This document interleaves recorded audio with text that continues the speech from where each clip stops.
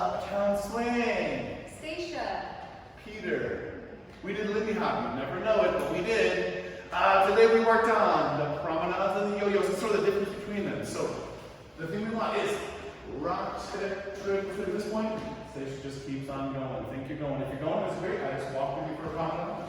If you think you're going, I can catch it, and I got something to catch for the yo-yo. No sweat. We just mix it up in between those. Same thing for the reverse.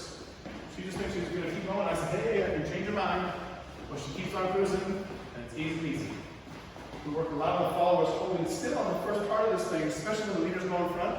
Can you show not holding still? Sure. I bet you can. Rock still. That's a timeless classic. Followers, don't do that.